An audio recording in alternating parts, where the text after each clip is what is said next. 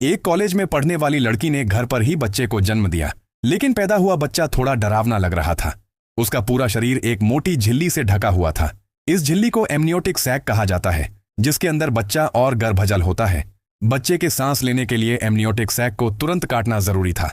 Xiao वेई ने उसे हाथ से फाड़ने की कोशिश की, लेकिन वह झिल्ली बहुत ही मजबूत थी, इसलिए उसने अपने सहायक से सर्जिकल चाकू लिया और ऊपर से हल्का सा चीरा लगाया, फिर जोर लगाकर उसे पूरी तरह खोल दिया। कॉलेज छात्रा डर गई, क्योंकि बच्चे का पूरा शरीर नीला पड़ चुका था और साफ लग रहा था कि वह सांस नहीं ले रहा है। शियाओ वेई को तुरंत एयरबैग से सांस दिलाने की जरूरत थी, लेकिन सहायक की बात सुनकर वह निराश हो गई। एम्बुलेंस में प्रसव का जरूरी उपकरण ही नहीं था। लगता था कि पिछली शिफ्ट के स्टाफ ने उसे भरना भूल गया था। अब बच्चे की सांस की नली कैसे साफ की जाए? तभी सहायक को एक उपाय सूझा।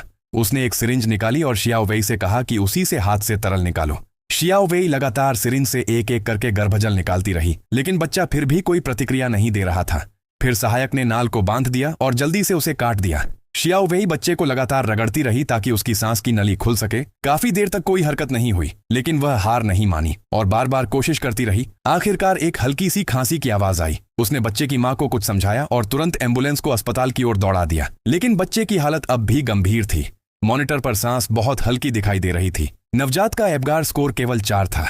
शियाओ वेई बस बार बार प्रार्थना कर सकती थी कि बच्चा अस्पताल तक जिंदा पहुंच जाए, क्योंकि अस्पताल पहुंचते ही उसे बचाया जा सकता था। तेज रफ्तार से चलते हुए वे आखिरकार अस्पताल पहुंच गए और डॉक्टरों को पूरी स्थिति बता दी, और उन्हीं की मेहनत और कोशिशों की वजह से वह नवजात बच्चा आखिरकार स्वस्थ रूप से जिंदा बच गया।